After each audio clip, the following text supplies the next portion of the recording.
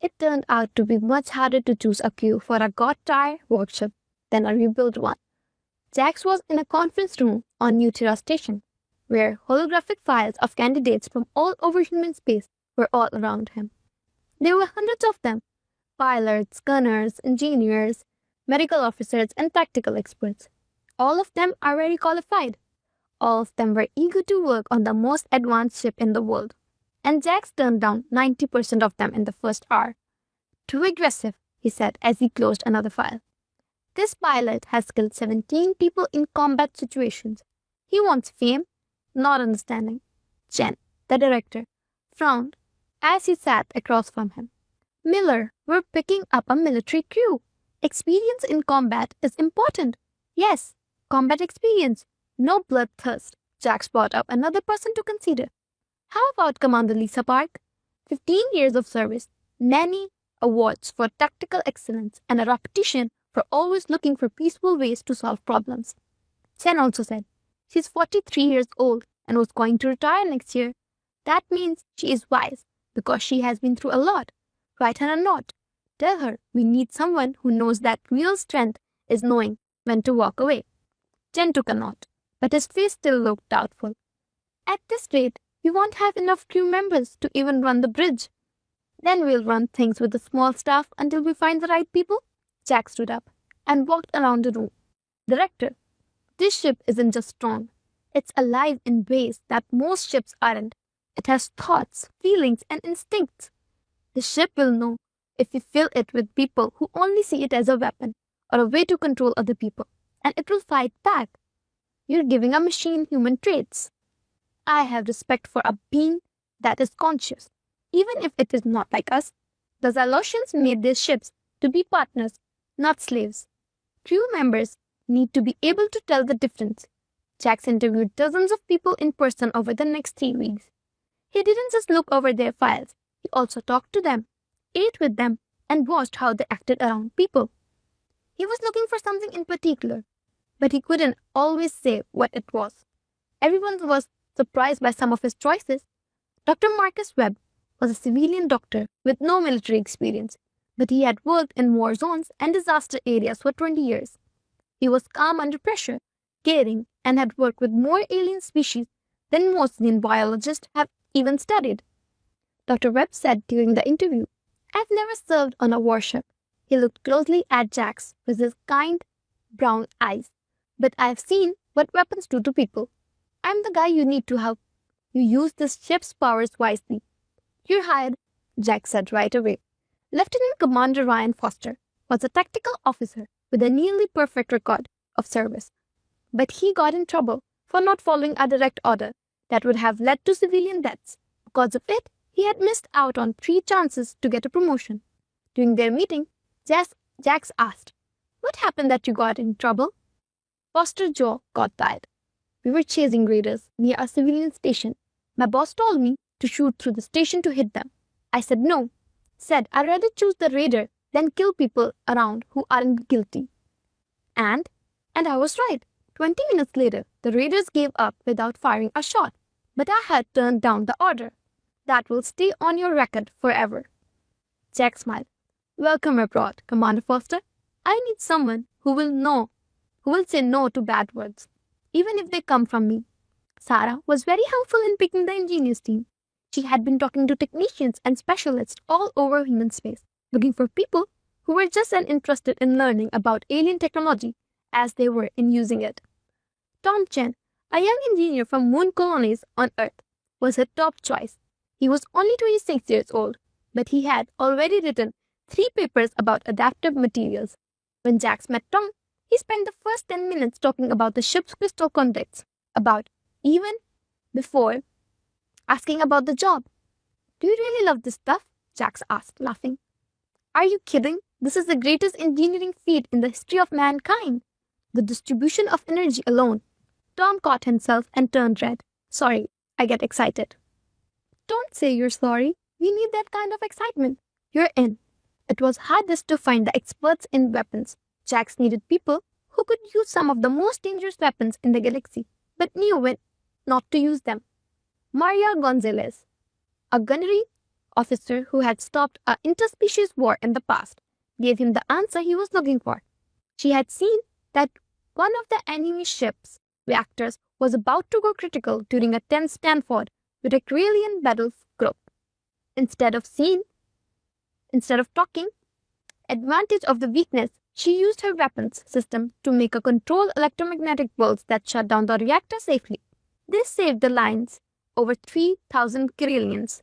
You saved the enemy? Jack said as he read her file. They weren't the bad guys until someone started shooting.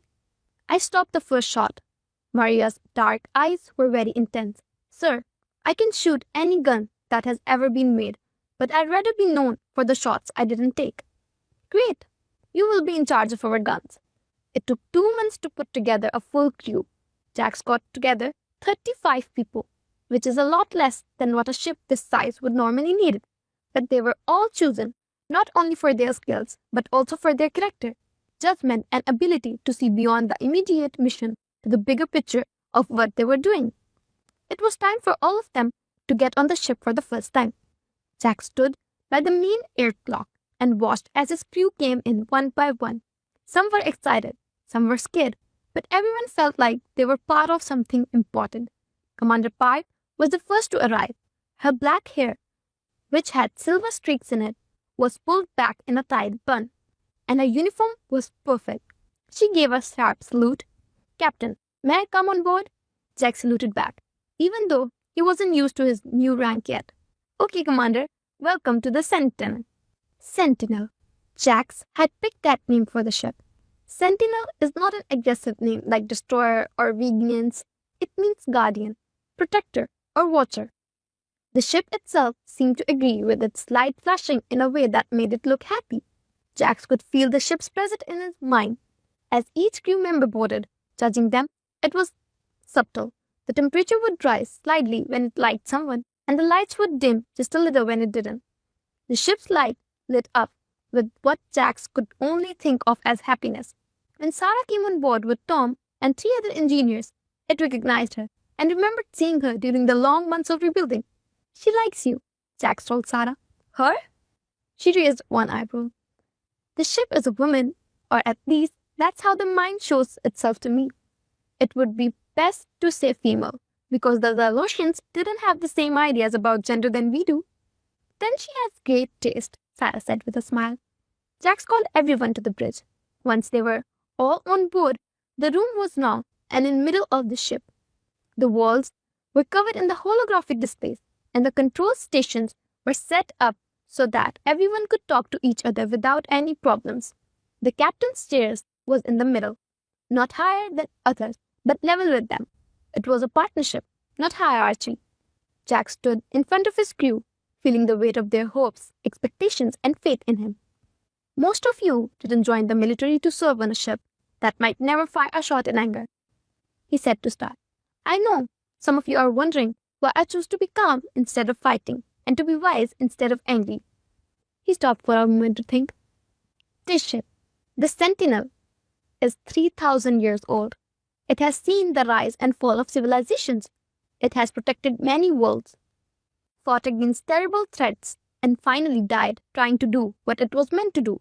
We've brought it back to life, but it's not just a weapon. We've fixed. We've brought back a guardian. Jax walked around his crew and looked each of them in the eye. With the power we have, we could take over worlds. The weapons systems could break planets. The shields would let us sit in this orbit and tell anyone who didn't agree with us what to do. But that's not what the ship was made for, and that's not what we're going to use it for. Captain, what is our mission then? Commander Foster wanted to know. To keep safe those who can't keep themselves safe. To fight against threats that are too big for any one world to handle on its own. To be what people can be at their best. Not conquerors, not protectors, not destroyers, but defenders. Jax went back to the middle of the bridge and put his hand on the captain's chair. I choose each of you because you know that true strength isn't about how much damage you can do, but how much damage you can stop. You've all given up things for your beliefs. You all chose the hard right over the easy wrong. And that's exactly what it will take to work on this ship.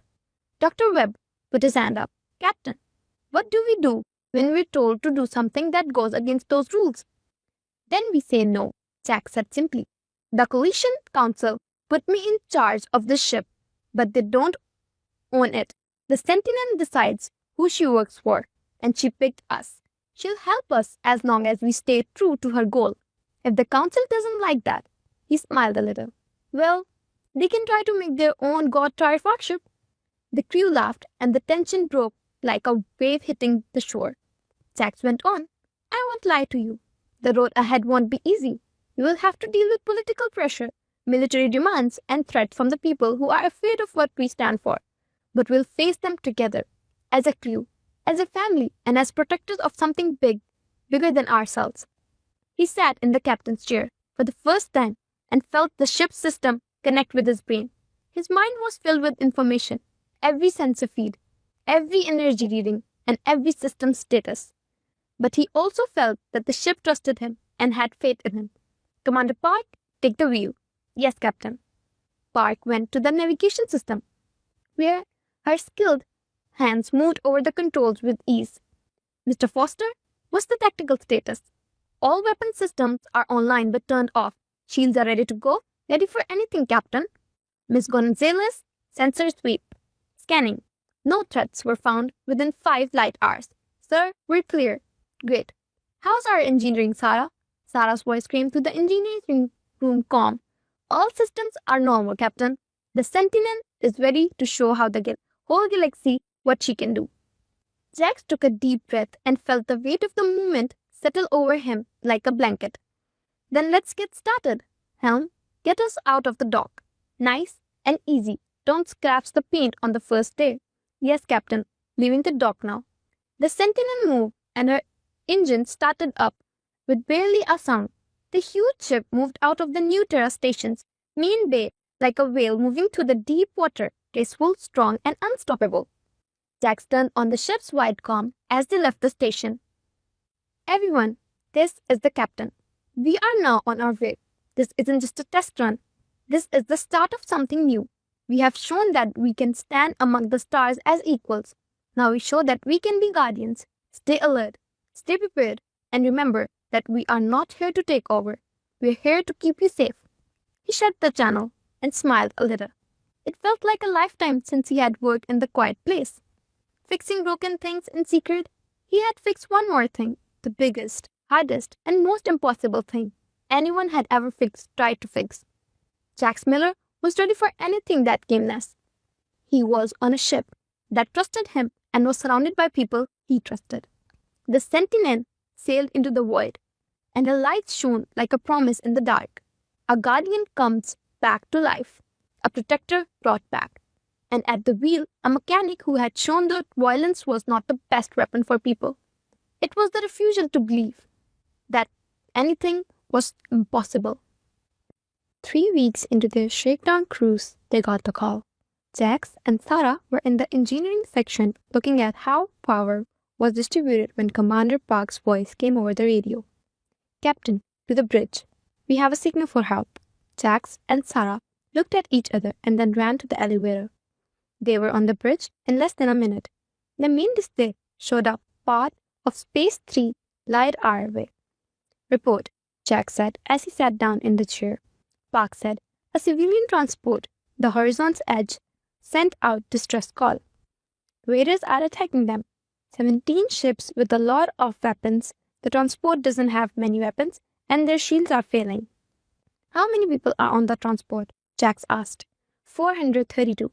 Most families, miners, and researchers coming back from the outer colonies. Jack's jaw got tight. Time to stop. 14 minutes at the fastest full space speed. Go ahead, Commander Foster. Get to your battle station, but don't fire until I say so. I want to know what's going on before we start shooting. Yes, Captain. This is not a drill. All station. Battle stations. Battle stations. The Sentinel system moved smoothly from cruise mode to ready for battle. Weapons were ready, shields were stronger, and every sensor was focused on where it was going. It looked like the ship was excited, and the energy readings went up as its weapon system came to life. Easy, girl, Jack said softly, feeling the ship's excitement through his interface. First, let's find out what we're dealing with.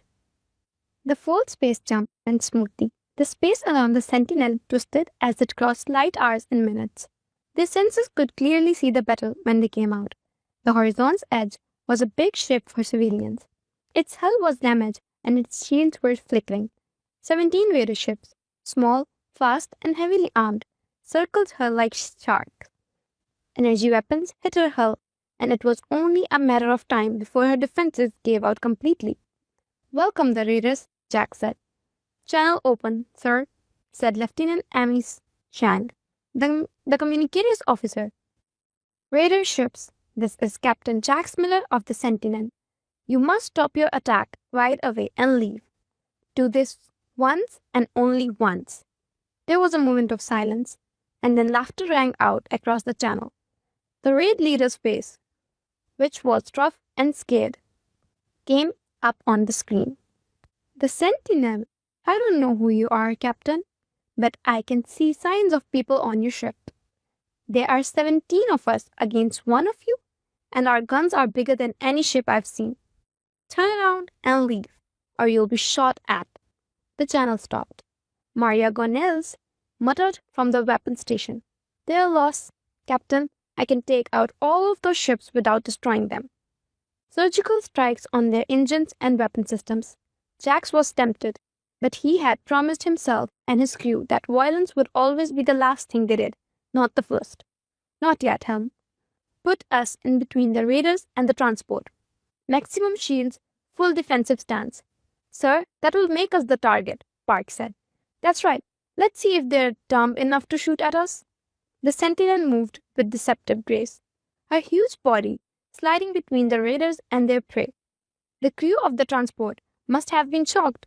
1 second, they were about to die, and the next, a ship bigger than a space station was in front of them as a shield. The raiders were unsure. Then, maybe because they thought they had the upper hand because of their number, 3 of them opened fire on Sentinel. Energy weapons that could have ripped apart a cruiser hit the Sentinel's shield and then disappeared, absorbed and dispersed by Zalosian technology that was thousands of years ahead of what humans or raiders could understand. Foster said, "No damage," sounding almost like he was laughing. "Shields didn't even blink." "Say hello to them again," Jack said. This time, when the raid leader showed up on screen, he wasn't as cocky. "What the hell are you?" he asked. "I'm giving you one more chance," Jake said in calm voice. "Get out now. Get out of this system and think about a different job path." "And what if we don't?" "Then I stop being kind. Miss Gonzalez, please show us." "Only hit the leadership's engines, of course, Captain." One of the Sentinel's smaller weapons, a precision energy lens made for surgical strikes, went off. The beam was so focused and well controlled that it cut through the raid leader's engine, away without hitting any other system. His ship died in space, but the life support and communication systems were still working. The propulsion system, on the other hand, was completely broken. The whole thing lasted only half a second. The other 16 raider ships broke formation right away, and their engines burned at full power as they ran in all directions. "Let them go," Jax told them. "Say hello to the transport." A middle-aged woman with tears streaming down her face appeared on screen. "Thanks, oh God, thank you. We thought we were dead." "We're safe now, ma'am. This is Captain Miller. What's going on with you?" "Hull breaches on decks 7 and 12, but we've sealed them off. Some injuries, but nothing serious, because you got there." "When you did?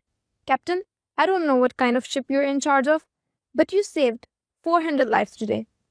"Ma'am, I'm just doing my job. We'll take you to the closest station, and we'll put that broken raider ship along with us. I think the police will want to talk to him." Jax called a meeting in the conference room after they had secured the raider ship and started the trip to the station with the transport in tow. Park, Foster, Gonzalez, Sarah, Dr. Webb, and Tom Chen, his senior officers, all met. "First come what situation?" Jack said. "Tess?"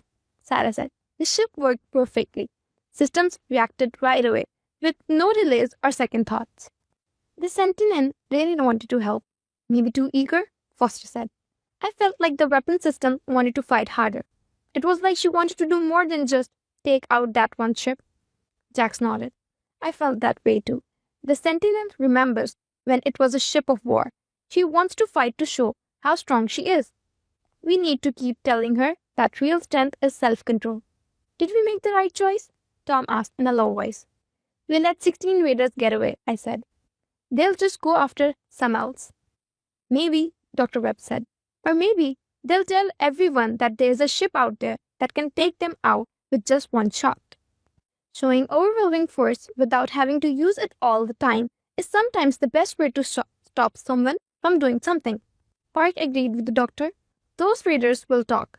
People will talk. And the next time someone thinks about attacking a civilian transport, they'll wonder if the Sentinel is close by. What about the effects on politics? Gonzalez wanted to know. We just got involved in what was technically a civilian matter without the Coalition Council's permission. Jack sat back in his chair. I think Director Chen will be in touch with me about that. But I'd rather ask for forgiveness than permission when lives are on the line. The Sentinel's job is to keep people safe. We did that today. We saved 432 people, Sarah said. I think that's a good day's work. Jax knew they were right, but he also knew this was the only start. It was easy to choose today, protecting innocent people from obvious aggressors. Choices in the future would be harder and less clear. Foster spoke up as if he could read his mind. Captain, what do you do when the lines between right and wrong aren't as clear? When we're told to pick a side in the political fight, or when both sides in a fight have good reasons to be angry? Then we stick to our principles, Jack said. We keep safe those who can't keep themselves safe. We won't be the tools of conquest or oppression. And we do the best we can with the information we have, knowing that sometimes there isn't a perfect choice. He stood there and looked at each of them in turn. I picked you because you're not the kind of people who do that what they're told without thinking. You are people who think, ask questions, and care about what happens because of what you do. This is what this ship needs. That's what I want. The meeting was over, but Park stayed behind as others left. Commander, is something on your mind? Jax asked. You did a great job with that today, Captain. But I've been in charge long enough to know that the easy choices don't come around very often. The tough ones are coming. Are you ready for them? Jax gave the question a lot of thought. To be honest, I don't know, Commander. I'm an engineer. I make things better. I have never had to make decisions that could change the lives of millions of people. But that's exactly what you're doing now, Park said softly. But here's what I've learned over the years. The best leaders aren't the ones who are sure. They're always right. They're the ones who struggle with their choices, who feel the weight of their duties, and one who care about doing the right thing even where there isn't one. Did you have doubts about yourself when you first got in charge? Every single day. I still do. Sometimes the difference is that I know trust myself to make those choices anyway. Captain, you get there. And in the meantime, you have a crew that can help you.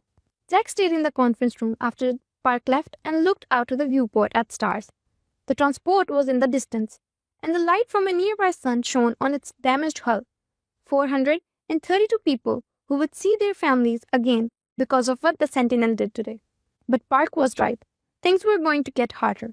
The galaxy was a complicated place with many different interests, old grudges, and power that wouldn't like a ship with enough firepower to challenge their rule. Jack's neural interface pulsed softly, and he could feel the Sentinel in his head. She felt good about what they had done today, proud to have finally done what she set out to do after 3,000 years of silence. Jack said softly, "You did it well today, girl, but this is just the beginning. Are you ready for the what's next?" The ship's light pulsed back, and Jax knew that this meant determination. The Sentinel was set to go. The question was if he was. Jax took a deep breath and went back to the bridge. They would face whatever came next together. A mechanic who had rebuilt a god, a crew that believed in protecting things instead of destroying them, and a ship that had been given a second chance to do what it was made to do. In a galaxy that often valued strength over kindness, they would show that the two could work together. They would show it with each choice they made. The Coalition Council summon came exactly 48 hours after the raid. Jack stood in the Sentinel's briefing room where a holographic image of Director Chen was floating in front of him. Jack could see the shadows of other council members behind Chen. They were representatives from a dozen species, all waiting to make a decision. Captain Miller, Chen said in formal tone. The council is very worried about what you did during the Horizon's Edge incident. Are you worried? Jack's jaw felt tight. We saved the lives of 432 people, Director. Without permission, a Corellian council member said, her blue-scale face showing no emotion. You sent a god-tier ship into a civilian area without talking to this council first. You were the judge, jury, and the executioner. I was a guardian, Jack said. This is exactly what this ship was made to do. And I didn't kill anyone. The raider is in its jail, alive and well, except for his broken engines. The next person to speak was a Vinay representative who used her forearms to show concern. Captain, you need to understand that your ship changes the balance of power. People who want to challenge the coalition's authority will look at everything you do, analyze it, and maybe even use it as a proof. Then maybe the coalition should let me do something when lives are at stake, Jack said, trying to keep his cool. Do I have to wait for the committee to say yes while people die? Chen said softly. You should know what your actions mean in the bigger picture. Jax, I'm with you on this. I think you made the right choice, but some people see a human captain in charge of a huge army, acting without anyone watching. They are concerned about what that means for their future. What it means, Jack said firmly, is that someone is finally willing to do something about the council's stated values instead of just talking about them. How many calls for help does the council get every day? How many of them are ignored because it's not politically correct to do so? There was a silence on the line. Jax had hit a nerve. Lastly, an older member of the council, Ambassador Victoria Chang, spoke. Captain Miller, your point is very uncomfortable, but the council works by reaching a consequence. After carefully thinking about the political effects, you're asking us to trust you with almost complete power? No, Ambassador. I'm asking you to believe in the values you say you stand for. The Sentinel's job is to keep people safe, not taking over, not playing politics, and not putting your own interests ahead of others. Only protection.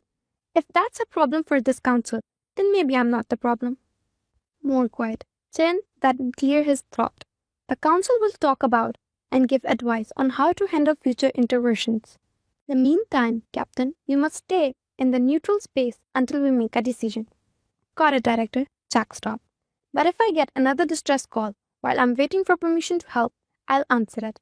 I took charge of this ship to save lives, not to play political games. Before anyone could say anything, the hologram went out. Sarah, who had been standing in the doorway, came into the room. That went well. They're scared, Jack said, as he ran his hand through his hair. They see what the Sentinel can do, and instead of seeing it as tool, they see it as a threat. Can you blame them? This ship could take on whole fleets, Jax. You can only become emperor of human space if you allow your own moral compass. People who have spent their whole lives dealing with power, hungry politicians, and military officers shouldn't have to trust you that much. Jax knew she was correct, but it didn't help the situation at all. He asked, what would you do? Sarah thought for a moment. I'd show them they could trust you, not by talking, but by doing things consistently. Show them that you don't want power, only purpose, in every choice you make and every situation you face. The Sentinel stayed in neural space for the next week, as ordered, but the galaxy still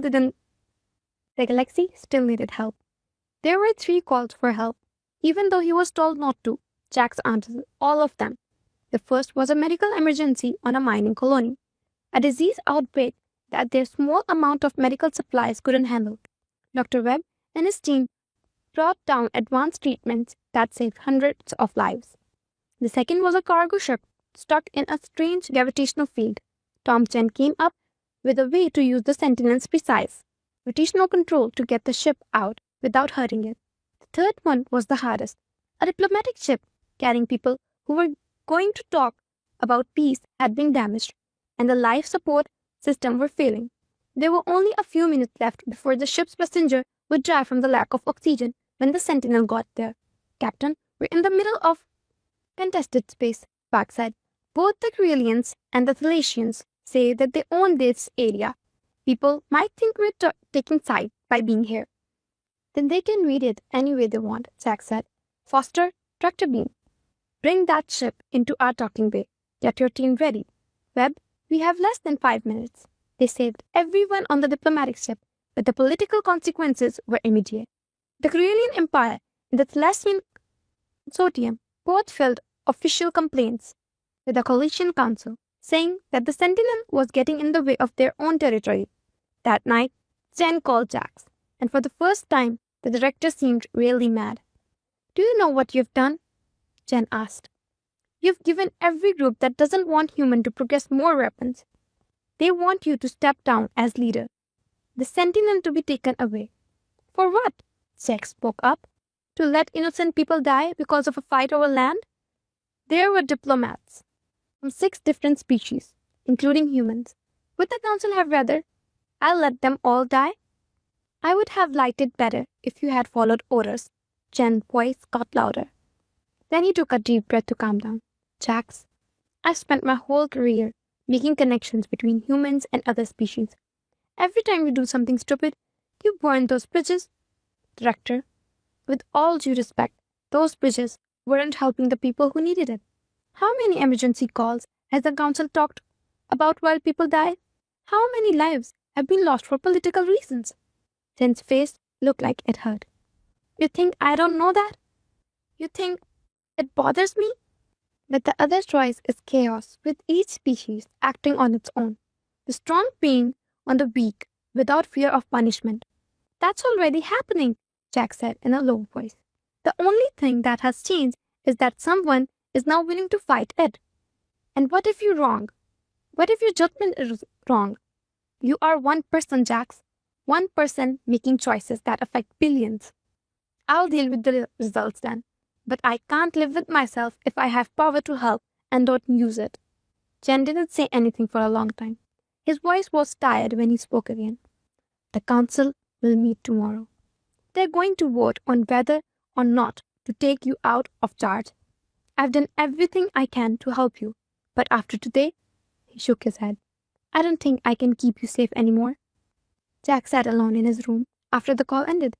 The weight of command was heavier on him than it had ever been. He was so sure that doing the right thing would be enough, but the galaxy was harder to understand than his workshop or any machine he'd ever fixed. A chime at his door broke his train of thoughts. Come in. It was all of his senior officers, Park, Foster, Gonzalez, Sarah, Webb, Tom, and Zhang. They all went into his room, and Park spoke for them all. We heard about the war in the council, Captain. We want you to know that no matter what happens, we are with you. You gave us a reason to live. You taught us that being a servant is more than just doing what you're told. They'll have to fire all of us if they take you out of charge. Jack's throat felt tight with emotions. They'll end your careers. Foster said that careers can be rebuilt. Integrity can't. You taught us that, Sarah added. The ship itself would not accept a new captain. I've been keeping an eye on her system. You and her are connection. Jax, you can trust her. If anyone else tries to take control, the Sentinel would turn off. Dr. Webb smiled softly. Where else would I be able to find a job where I can really make a difference like this? In one week, I've saved more lives than I did in my whole career. Gonzalo said simply, We believe in what we're doing. We have faith in you. Jax looked at each of them. These people had become more than just a crew. They were family, with a common goal. Thanks, he said, his voice full of feeling. I want you to know that serving with you has been the greatest honor of my life. No matter what happens tomorrow, I fixed a lot of things in my workshop, but you all changed me. You made me think that one person, one crew, and one ship could really make a difference. Said, we have a difference. Because of us, more than 1,000 people are still alive. That's not nothing.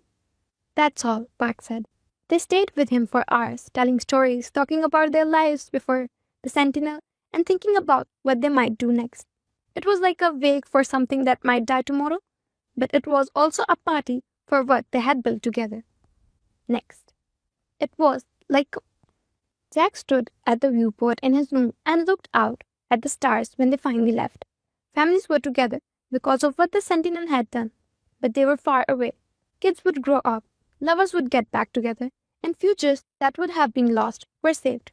Was that worth all the trouble in politics? Is it worth the bridges burned, the rules broken, and the authorities questioned? Jack thought about the question carefully because he knew that tomorrow he might lose everything: his ship, his crew, his command, and his purpose. And he was completely sure that he would make the same choice again. The Sentinel's light pulsed in the dark outside his window, and he could feel the ship's presence through his neural interference.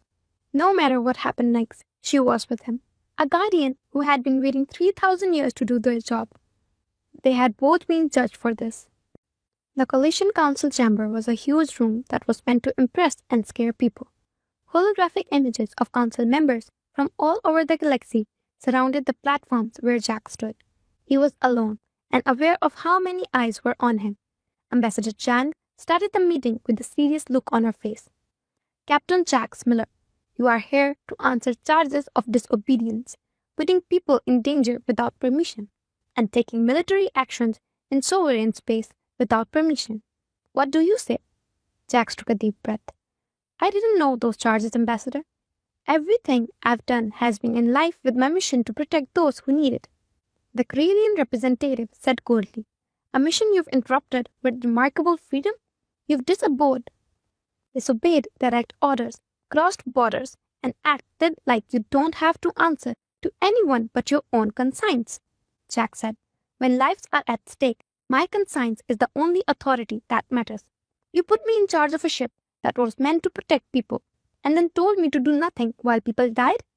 I chose to honor the ship's purpose instead of what was politically convenient. Convenience and politics? A Thalassian council member's face was full of anger. You think respecting that sovereignty of other countries is just a matter of political convenience? I call arguing about jurisdiction while innocent people are dying a moral failure, Jack shot back. Those diplomats you care so much about protecting sovereignty for, because I did something, they're still alive. Would you rather they be dead and your borders be respected? This is the kind of attitude that worries us, said another voice. Mechanical sentient representative. You think that's your moral clarity is more important than the rule of law? That's how Trines think, Captain. Or saints, Dr. Webb's voice echoed through the room. Jack was surprised to see all of his senior crew members enter the council chamber. Can I speak for Captain Miller, Ambassador? Chang looked angry but nodded. Okay. Webb moved up. I've been giving medical care in war zones for 20 years. I've seen what happens when politics come before people. I've seen kids die because someone thought that helping them would be bad example. Captain Miller doesn't think he's above government. He thinks government should help people, not the other way around.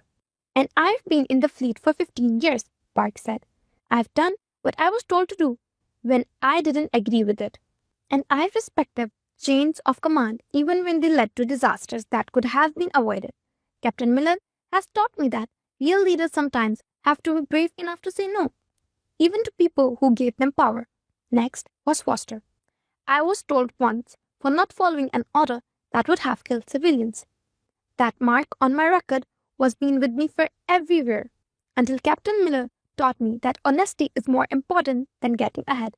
I'll follow him anywhere because he gave me a chance to serve with honor. One by one, each crew member spoke. The stories painted a picture not for a bad officer, but a leader who had learned loyalty through principle instead of power. Ambassador Chang looked worried when they were done. Captain, your crew's dedication is commendable, but it doesn't solve the main problem. If every leader followed their own sense of right and wrong, things would be a mess. The council's job is to give structure, oversight, and coordination. Then where was the council when we got 3 calls for help in 1 week? Jack fought back. Where was the structure and coordination when people needed help?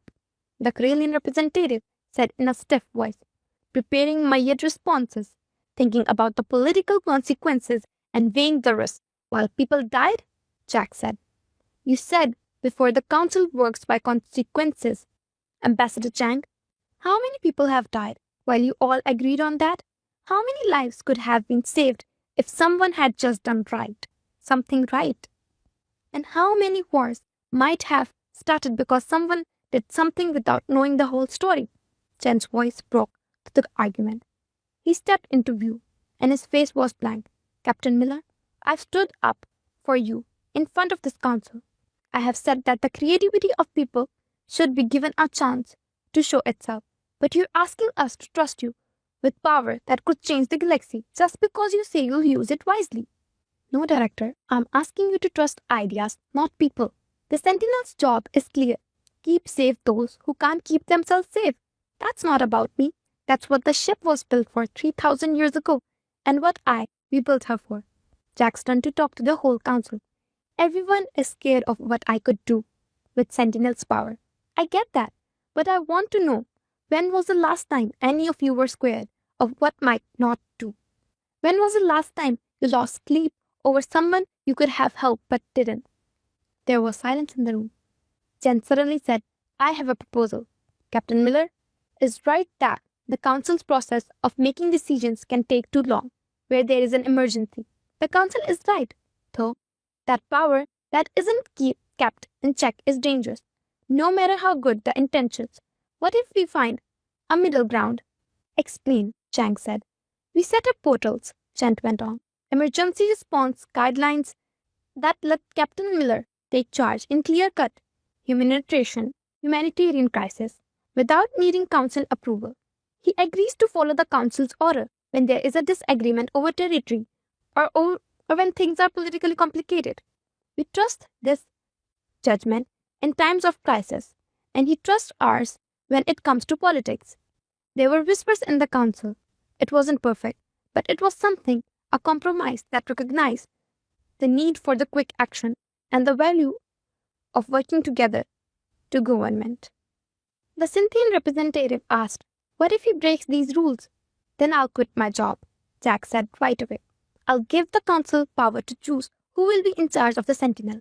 But I need the freedom to act when people's lives are in danger. If you give me that, I'll respect the council's power in all other areas. The council talked about it for what seemed like hours. Jack and his crew waited in an adjourned room, where the tension was almost too much to bear. At last, they were called back. While she spoke, Ambassador Chan's face was hard to read. The council has made a decision. We have agreed to Director Chen's proposal by a small margin. Captain Miller, you will still be in charge of the Sentinel if the following conditions are met. First, you will respond to humanitarian emergencies however you see fit, but you must keep detailed records of everything you do. Second, if there are terrestrial disputes or political conflicts, you will wait for the permission from the council before taking action. Third, you will let a council liaison come on board your ship to keep an eye on things and talk to this body. Do you agree on these terms? Jack thought about it. It wasn't perfect. There would still be times when he couldn't do what he wanted, but it was better than being grounded or losing command completely. I agree. With one condition of my own. I get to choose the liaison. Chang raised one eyebrow. That's very strange. Ambassador, everything about this situation is strange.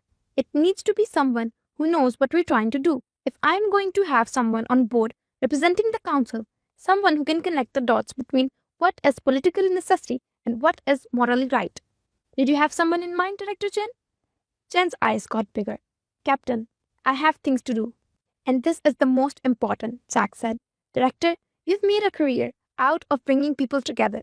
Get on the Sentinel. Help us show that people can be trusted with power and that rules and protection can go hand in hand with government and others. The members of the council talked for a short time. Chang then nodded. Okay, if you're willing, Director Chen, you'll be the council's liaison on the Sentinel. Chen stared at Jack's long time before smiling. I'd be honored. 3 days later, Director Chen moved to the Sentinel. The ship's lighter pulsed in welcome, which meant that the Sentinel was happy with the new crew member. When Jack got to his room, he found Chen unpacking boxes of his things. Are you having second thoughts? From the doorway, Jack said. All the time, Jen said. But isn't that good for you? I'd be worried that I wasn't taking this seriously enough if I was completely okay with it. Jack walked into the room. Director Marcus, I know this isn't what you thought would happen when you hired me for the restoration project. No, it wasn't. I thought you would build the ship, show off how good humans are at engineering, and get us a seat on council. Instead, you've questioned the way the whole council runs things. Almost started 3 diplomatic incidents and made a crew that is willing to give up their jobs for you, very loyal. Is that a good thing? Jen laughed. You know what? Yes, it is.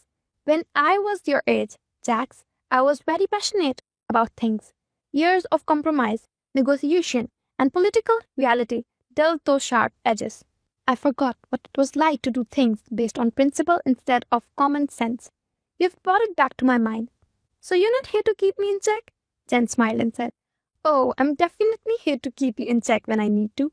But I'm also here to keep you safe from political forces that want to take advantage of or destroy what you've built.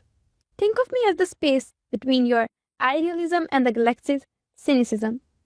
That night, Jack stood on the bridge while most of the crew slept. Commander Park was in charge of the watch, but she let him be because she knew he needed time to think about everything that had happened. Stars stretched on and on through the window. There were people out there who would need help, situations that would put to the test every principle he had fought to protect, problems that would make you have to choose between two things that were impossible. But he wouldn't have to deal with them by himself. His crew believed in protecting people instead of conquering them. A ship that was made to protect, and now a council that was willing, though not without some hesitation, to believe that one mechanic who refused to accept the impossible might actually make things better. With 2 cups of coffee in hand, Sarah joined him. She gave him one without saying anything. Are you thinking about what's next? She asked. Always. But we should also think about what we've done so far. 7 months ago, the ship was in pieces that everyone said couldn't be fixed. Now she's whole, strong, and has saved more than 1,000 lives.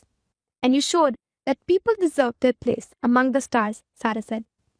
Jack shook his head.